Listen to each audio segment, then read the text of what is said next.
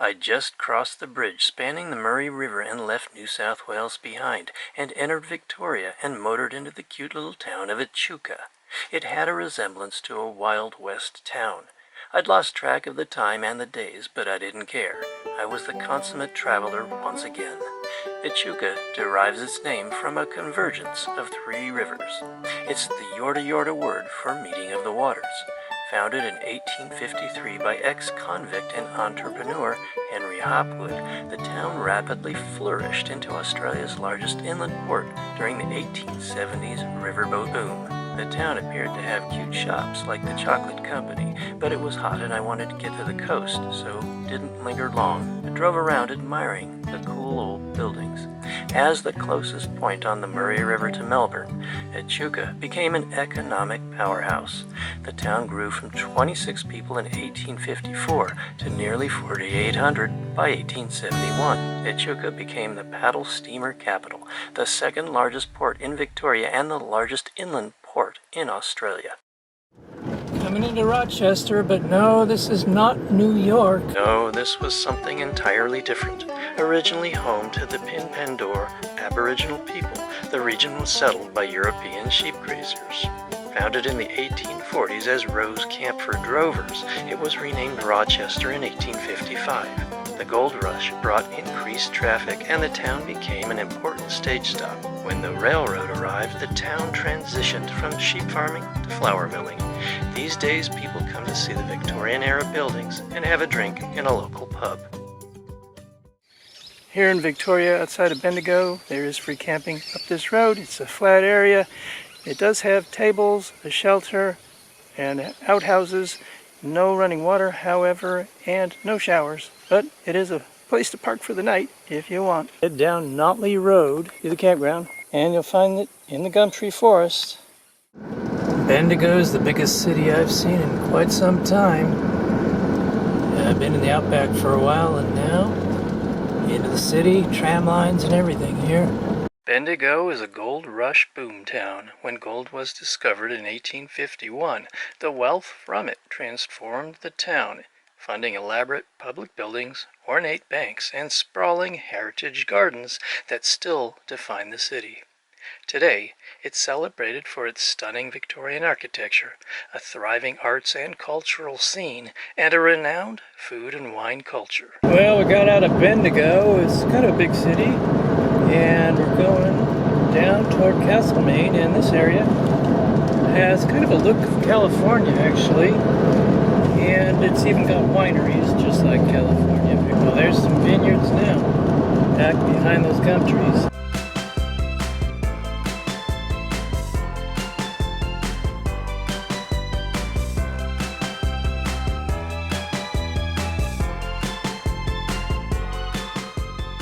We're going off the main highway for a bit to a place called Maldon, which apparently has some gold rush history and is considered the first notable town in Victoria. I saw a sign for the historic town of Maldon, so I thought I'd just go off the main highway and check it out for just a little bit, so let's have a quick look around. This is an old gold rush town. It's fairly well preserved, and it's turned into a tourist town now. And there have been many movies filmed here.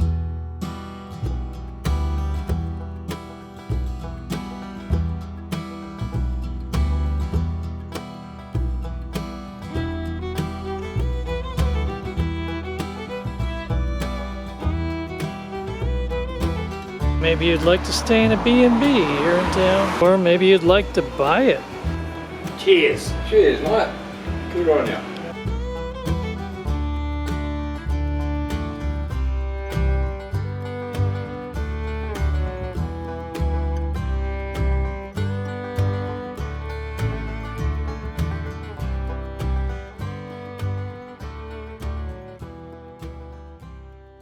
This is Frankie, the friendly cockatoo. Hey, bud. How are you? Hey. Smile.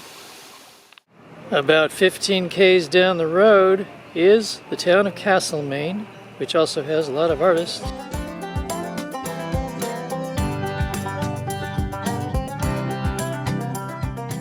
Going into the middle of a heat wave. Yeah, it's supposed to hit like 40, 45.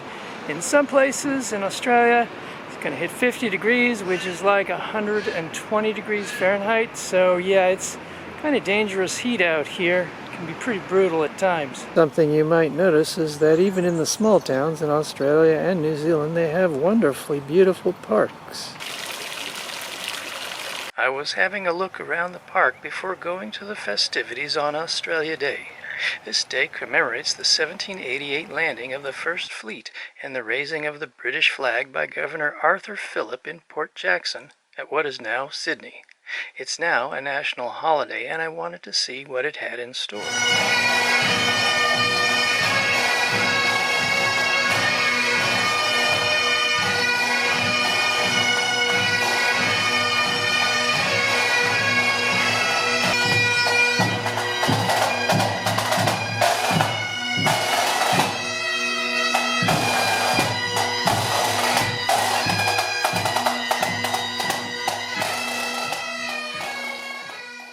Not only did they honor their history of colonization, but they also honored the traditional inhabitants of the land, the Aboriginal people.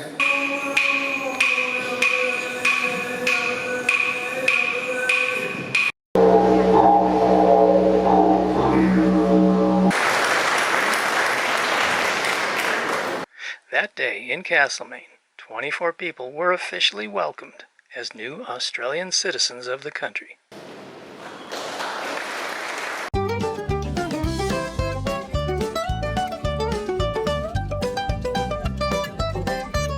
Ice cream and sausages. Happy Australia Day, everybody. And this, it's got pumpkin in there. It does look a lot like California here, doesn't it? I left Castlemaine behind and hit the road, looking for cooler pastures beside the sea. The region certainly had a similar look and almost uncanny resemblance to the California of years ago. The dry brown grass, the rolling hills, the eucalyptus trees, and even Monterey cypress trees too. Areas of agriculture, and the signs pointing where to find wineries. The roads were less crowded, the land wasn't full of sprawling subdivisions, and not too far away was the sea, where undoubtedly there were beach bunnies and surfers. It felt like an easygoing vibe. The more I drove, the more it felt like I was seeing a California that once was, a less peopled, less populated state, like taking a cruise through the Golden State in the 1970s.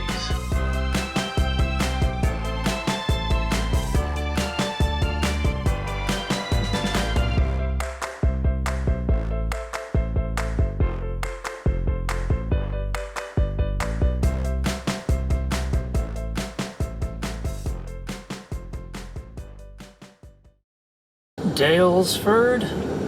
Looks like everybody's out today. It's Australia Day. People are out roaming around. Dalesford was best known for its mineral springs and wellness retreats. There were throngs of people wandering about. I stopped in an art gallery for a bit and chatted with some local artists. I wanted to find a spring that had healthy and refreshing water and fill up my jug to take along.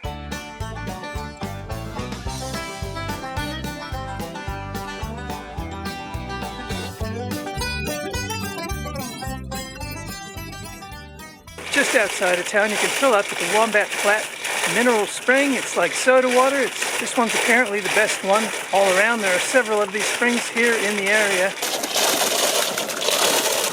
It does look a lot like California here. You've got ag fields beneath brown grassy hills.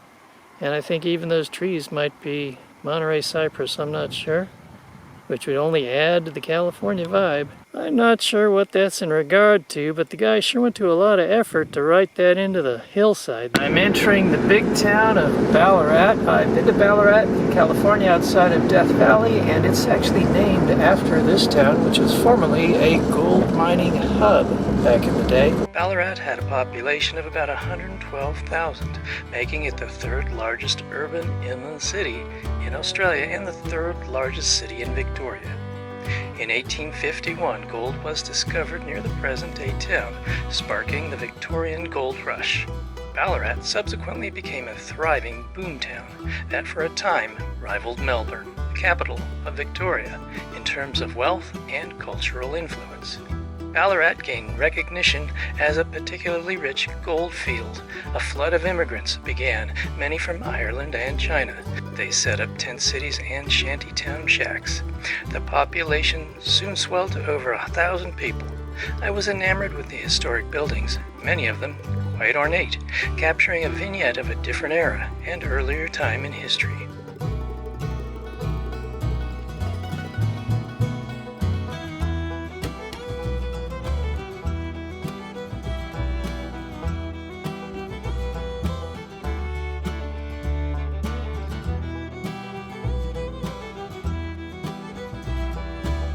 I drove around the town admiring the buildings, thinking this would be a great backdrop for a movie depicting the wild activity of a mostly lawless mining boomtown.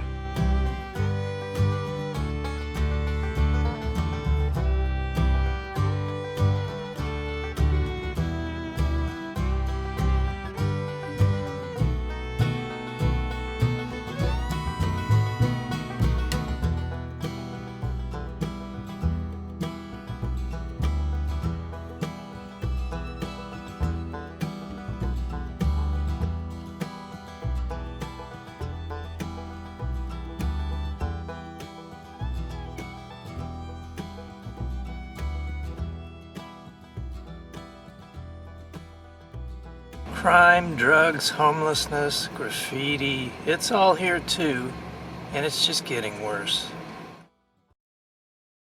We're leaving Ballarat and we're heading toward Geelong. It's been such Geelong time since I've been to the beach, so let's go.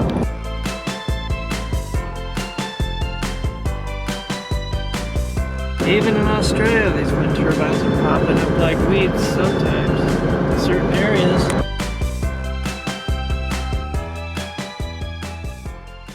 Another free camp spot is in Meredith, in Victoria, between Ballarat and Geelong. And it doesn't have any showers, but it does have toilets just down that way. It's sunset here, and I'll show you some of the rest of the camping area here. You can just pretty much park wherever you like, and it's not bad. It's pretty peaceful. The highway's far enough away, it's not too bad, and there's just a little street over here for the town, but there's hardly any traffic on that. Well, it's not as quiet here as I thought it would be. The highway was quite noisy this morning, and there were barking dogs. Also, there's a railroad just right over there, and a train went by in the night, so that was pretty noisy. I don't like feeling confined, and that's what I'm sort of feeling like I'm being herded into these little camping areas, which is right next to a residential area and pretty close off the highway and right next to the train tracks there. So it's, I'm a guy who likes to explore and get out. And I would say in the past, maybe close to 700 miles that I've driven, I've only seen areas alongside the highway that weren't fenced for probably 55 of those miles. And most of those miles were national parks and state forests. So if you take that away, I'm going to say maybe only 8 or 10 miles of that 700 miles have been unfenced on each side of the road. So yeah, I'm herded with the other campers into this little space. There's just hundreds and hundreds of miles of fences all along the roadsides here, and there's rarely a break where you can kind of go off and explore down a road. And the national parks are quite small compared to the states and Canada, so you can't really, if there's even any roads there, you can't even go very far. I mean, you could probably drive across the whole park in less than a half hour on most of those parks. Even though there is open space, apparently it looks that way. You go on Google Maps, it looks like it's one big wide open country, but they don't show you the fences all over the place. So Australia is certainly losing points in my book because it's so restrictive. It's definitely gone down several notches because of the lack of freedom to explore the landscape. You can't even get to the landscape. You can't even get out into nature, into the wild in most cases, outside of the national parks and the state forests, which are, like I say, relatively small. This is Little Lethbridge. This is the second Lethbridge I've been in. The first one was in Canada, so I figured you might as well have a look here and check it out. Getting close to Geelong. This place does look a lot like California. You get wineries, and the place gets bushfires and burns whole towns off the map, just like California does. Looks like that's Geelong up ahead. It's a bigger city than I might have thought. Glory be, I'd finally made it to the sea. I always loved the ocean and the beaches. I just don't like all the restrictions. I think that's the ferry to Tasmania there. Made it to the ocean and none too soon. It's supposed to be 107 degrees Fahrenheit today. There seems to be more of a sense of fun and artistic expression along the water and in the oceanside towns. I enjoy the laid-back beach vibe. The ocean speaks to me, the whisper of wind, the rush of waves, the laugh of seagulls. Being able to look across the water and see nothing impeding the view, the sense of visual freedom is glorious. It's a place to unleash one's imagination. Somehow this place reminds me somewhat of Newport Beach, California. It's got a big pier and everything. Not far beyond Torquay is where the Great Ocean Road starts, the little coastal town of Torquay. Surf culture runs deep in Torquay. It's where the companies Rip Curl and Quicksilver got their start. The place is renowned for its idyllic beaches popular with surfers. The ocean here offers some of the best swells on the surf coast, and you'll likely spot surfies shredding the waves.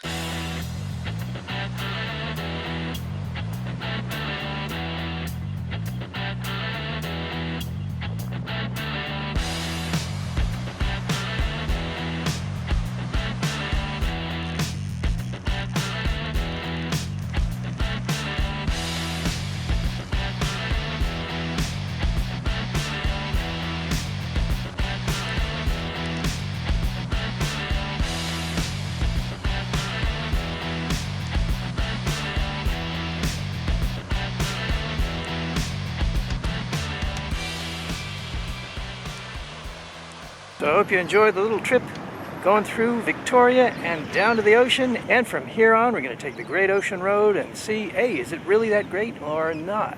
We'll find out. Stick around, keep checking back with Rockhopper Adventures. Don't forget to give me a like on the video, share, and subscribe. Until next time, this is the Rockhopper. I'll see ya.